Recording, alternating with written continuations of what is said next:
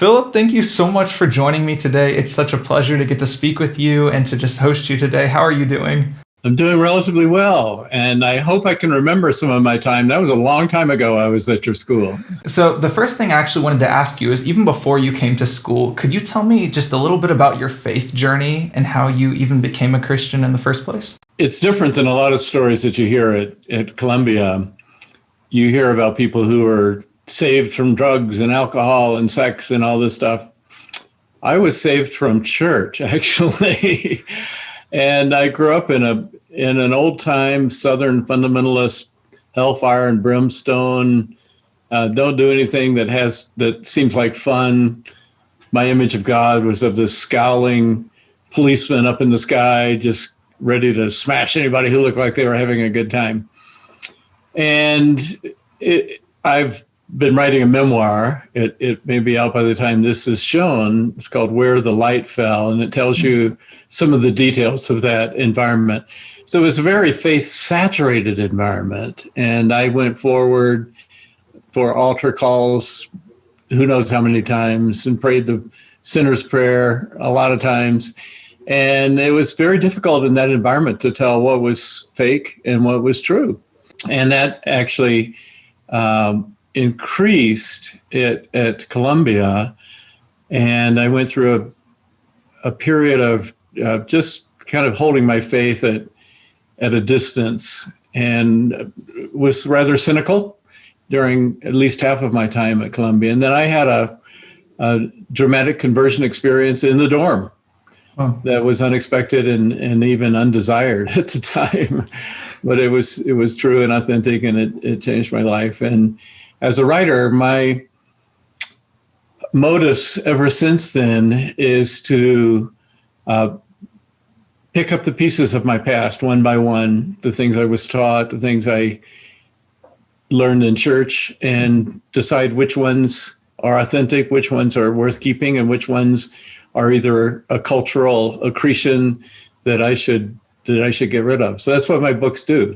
When I do a book like The Jesus I Never Knew, it's implying that this is a new Jesus. This is the Jesus that I have come to know, not necessarily the Jesus I was taught. Do you have any just word of encouragement for people who might be struggling with how they see the church versus kind of how they see Jesus? I was blessed. I've attended a number of churches over the years, and I found a really good one in downtown Chicago. And it was involved in social justice. So they were doing a lot in an impoverished neighborhood. They would bring together the people with resources and education on the one hand, with people with needs on the other hand. And then they would meet together in a worship service. So it was a very diverse congregation. It had homeless people off the street who went in because it was cold in Chicago in January, and then PhD students or medical students at the University of Chicago and Northwestern. So that was a grace-filled church for me, and I always look for that. And yet I know that a lot of people who graduate from Columbia and want to find a church like that, it's hard.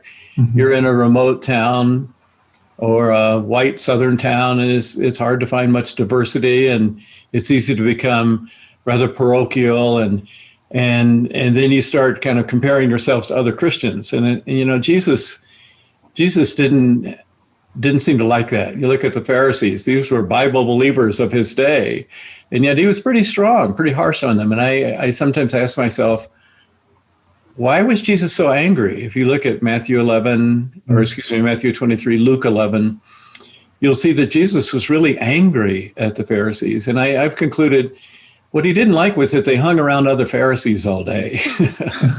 And they started concentrating on the things that don't really matter, actually tithing their kitchen spices. Oh, let's see, this much salt, 10% pepper, 10% cumin, 10% oregano. These go to the church. When there are huge, big problems out there. There's poverty and injustice and sexual trafficking and racism, and they're ignoring these things and tithing their kitchen spices. And that's a pattern that happens to people who hang around people like them all day. So years ago, there was a book, I think it's still in print, called Out of the Salt Shaker. And it's encouraging Christians to, salt doesn't do any good at all if it's inside a salt shaker. It has to be out of the salt shaker to have an effect on meat or preserving food. And that's a good analogy. I think that's why Jesus used that metaphor of salt. And it's hard. And I think for people who go to Columbia, of course, they come out with a lot of knowledge, a lot of experience that most people don't. Who gets to study the Bible for 4 years at a college? It's very, very rare. So in many cases, you just have to see yourself as a missionary within your church. You're the leader. You're the one who has something to give them. And maybe instead of sitting back and picking apart everything the church is doing wrong, especially people from Columbia ought to be saying, I want to be a force for good. I want to be a renewal force in my congregation. So maybe that's helpful too. So I'm really curious now, since you said the first and second halves of your college experience were a little different, why did you decide to come to CIU in the first place? So it was cheap, and my plan was just to get a couple of years behind me and maybe transfer to another school. My brother was on that path. He did that, transfer to Wheaton and studied in the conservatory. So that was my plan. And the school was not at its best in those days. They were between presidents. This long-term president, G. Allen Fleece, had resigned, or had died, I suppose. And then a couple of years later, they chose Robertson McQuilkin, who became a friend and a great influence. But in that intervening period of 2 years, there was kind of a committee running the school, and they didn't want to make good faculty hires. They wanted to leave that for the next president, which makes sense. And so there were a lot of retired missionaries teaching science and different subjects that they really didn't know anything about.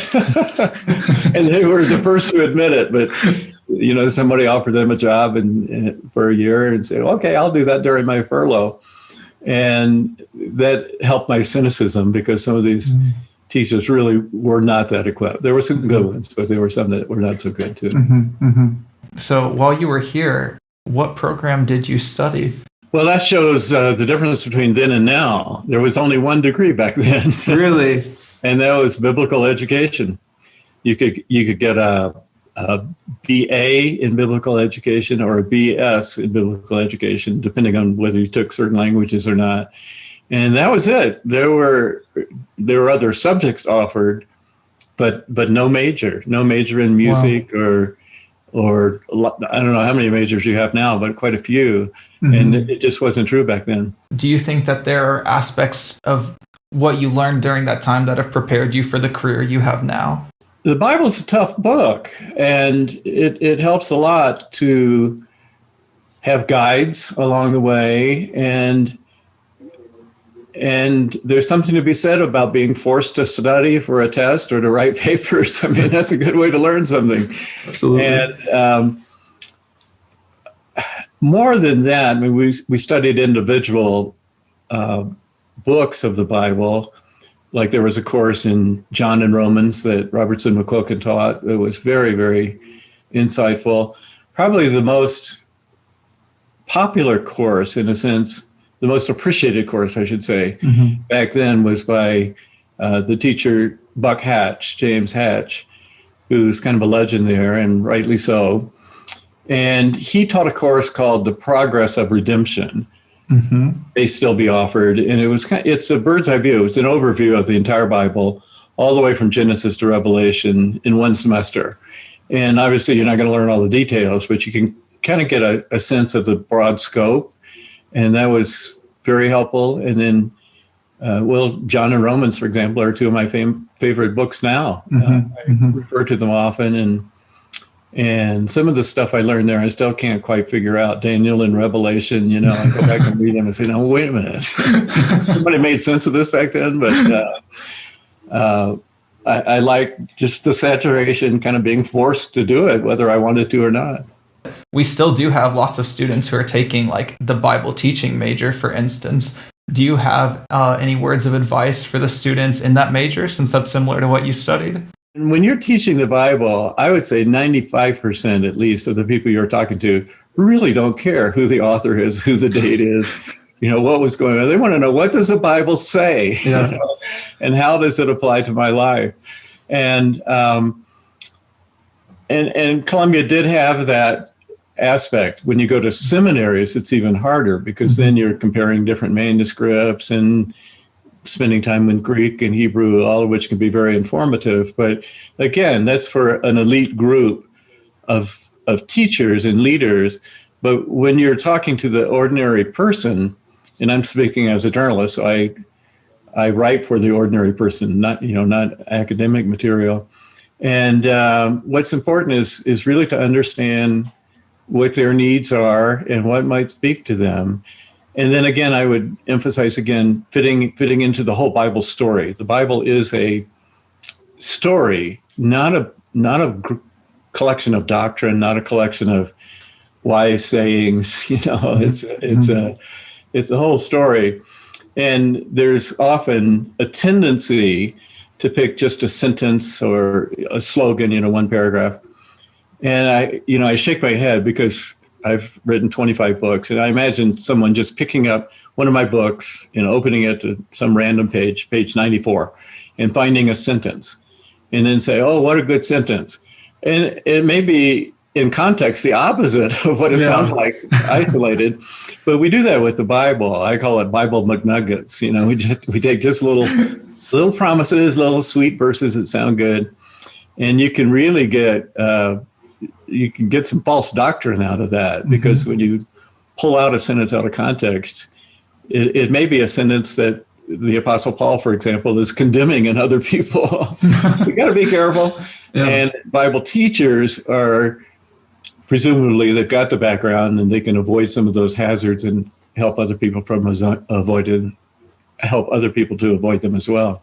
I got to ask you, you described that transformative experience you had in the dorms. Could you elaborate on that? That sounds fascinating. Well, if I do that, nobody will buy my memoir. Could we get a tease about it? How about? Yeah, I was in a pretty bad spiritual state then. And my Christian service assignment, I don't know if they still do that, but in those days we all had Christian service assignments. We still do.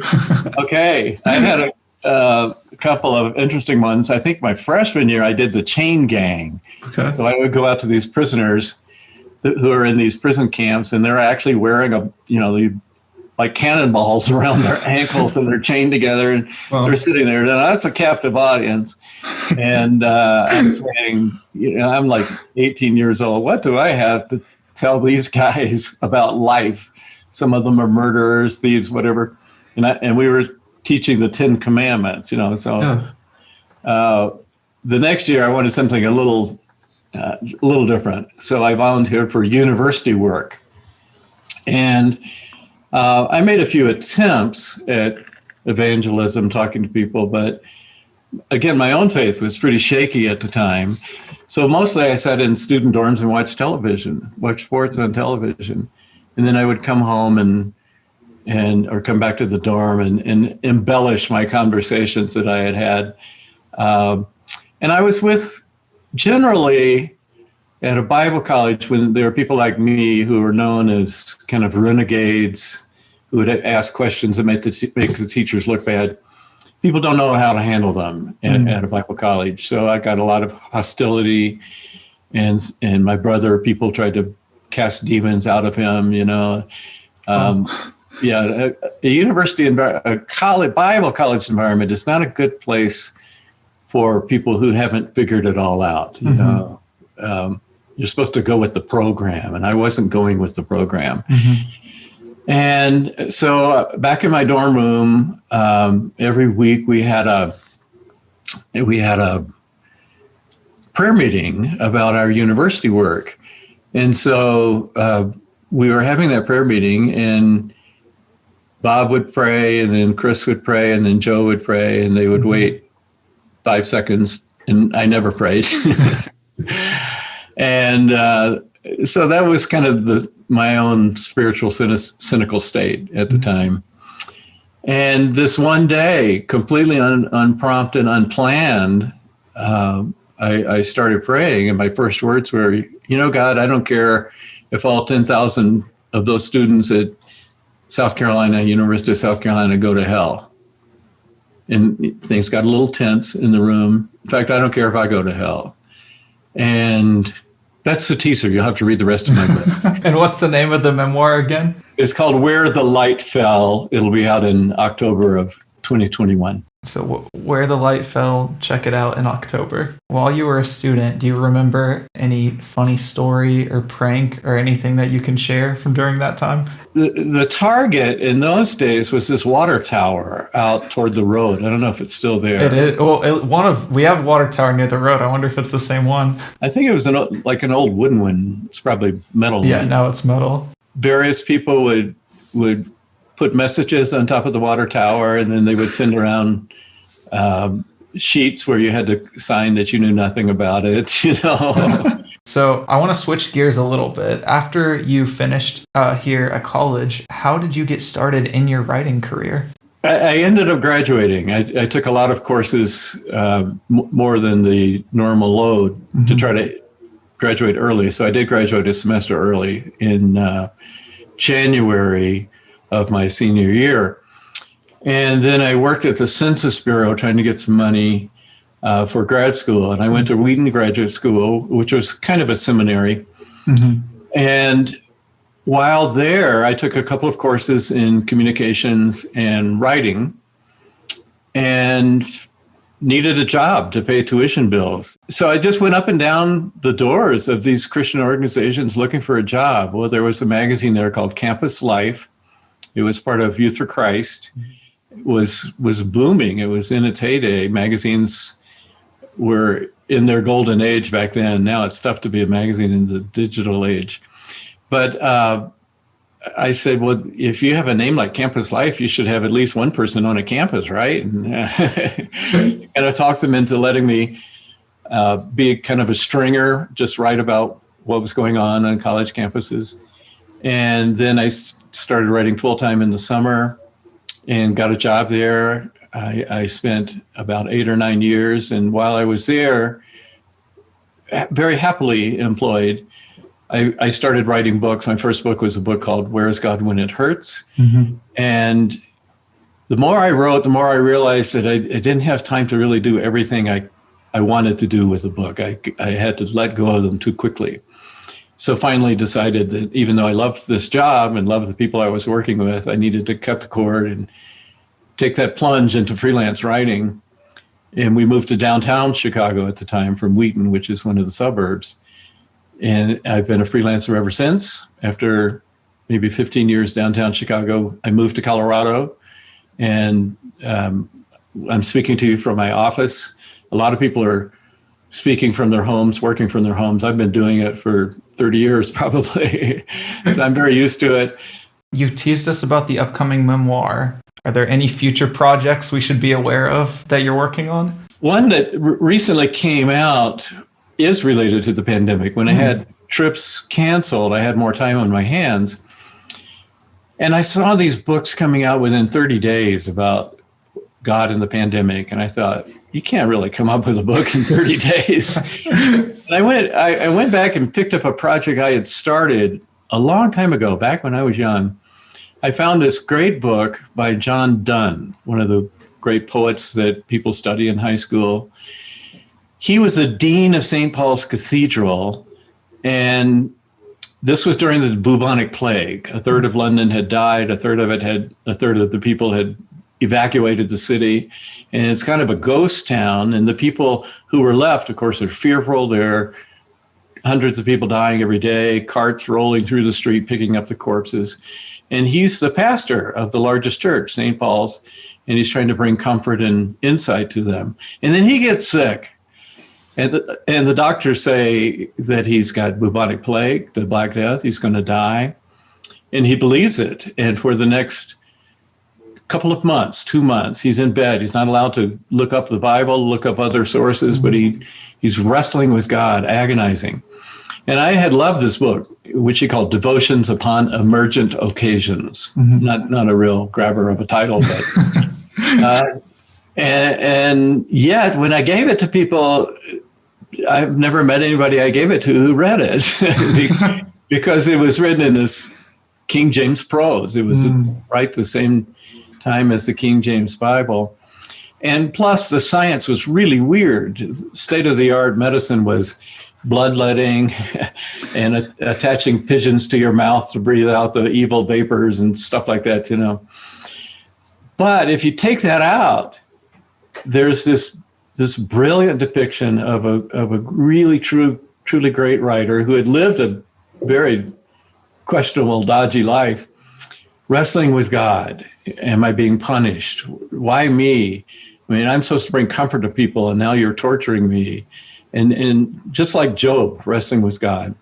And it's become one of the great books in the English language. No Man is an Island, For Whom the Bell Tolls, you know, these phrases, they're from that book. Wow. But it's not much read, so I paraphrased it. I did to John Donne what people like Ken Taylor with the Living Bible, Eugene Peterson with the Message did to the King James Bible. And published that in a little volume called A Companion in Crisis. So that's only been out a few weeks, really. Oh, wow. And it does directly relate to the pandemic, which we thought was about over, but it seems to be coming back. Yeah. And what he has to say applies not just to what we've been through, of course, but for any crisis, whether it's the wildfires in California or typhoons and hurricanes on the East Coast, or, you know, people all over the world. He has great wisdom, and it was a rich experience for me to immerse myself in his thoughts and his words, and then try to wrest them into the 21st century. I have to say, one thing that I think just me and other young people are probably impressed by is I love that in sometimes an evangelical environment where things like social justice seem to not be a priority, that you can be a figure who is championing for that. And just showing, you know, that you do care about people in your writing and just in your speaking. You're absolutely right. Often evangelicals are seen as the anti-group, you know, and that's a real problem today. And so many of these causes came out of the church. Why should we care if people are given human rights? Where do rights come from? Well, rights can only come from somebody other than human, from God. A universal human right can only come from God. And racism, I mean, that was one of the things that Paul was most concerned about in the book of Galatians, where in those days they were trying to get new Christians to be Jewish. They should be circumcised and follow the same diet and the same rituals. And Paul was really angry in the book of Galatians, using strong language against that. In Christ, there is no male nor female, slave nor free, Jew nor Greek. And yet, most people would look at white evangelicals as a group that kind of resists that diversity, which is in many ways a caricature, because, of course, the missions movement was largely led by white evangelicals, first from Britain and then from the United States. And linguistics, much of the interest in linguistics in Wycliffe and other organizations, SIL, came out of highly trained Christians who are bringing the gospel. In my travels, I've been to 85 different countries because my books are published in other countries. And wherever I go, if missionaries have been there, you're going to see a trail of orphanages and clinics and hospitals and people digging wells and fighting sexual trafficking. Why are they doing that? Because Jesus told us to get involved with the rest of the world, to be a force for healing, to be a pioneer settlement of the kingdom of God. Some people pray every day the Lord's Prayer that God's will be done on earth as it is in heaven. And that's part of what we should be doing, doing God's will on earth as it is in heaven. So I personally see so much good work done about this earth. C.S. Lewis made the comment that sometimes Christians get criticized for being concerned about the future life, pie in the sky by and by. And he said in his experience, those who care most about the next life are doing the most about this life. And that's been true for me too, because the mandate that we get is to give people a bright clue of what that next life is going to look like, what God cares about. And if we can do that on earth, it's going to be much easier to convince people that the source of that compassion, the source of that mercy that we are distributing is what God has shown to us. As Jesus said, the Father has rain to fall and sun to shine on the righteous and unrighteous alike, and we should be doing the same thing. And then any just prayer requests that we can be praying for you? I'm 71 years old, and when you reach that age, you start thinking, when I was young, anything that interested me, I would say, I should write a book about that. And I had time to do it. And now I'm aware I don't have that many more years, maybe a decade of productive writing life. So I need to choose carefully and make it count. So in making choices about my future, what to spend my time in, a concern that I pray about a lot, would appreciate others to pray as well. And yeah, I just really appreciate you taking the time to sit down with me today. It meant a lot, and it's just great to hear from you. Thank you, Elijah.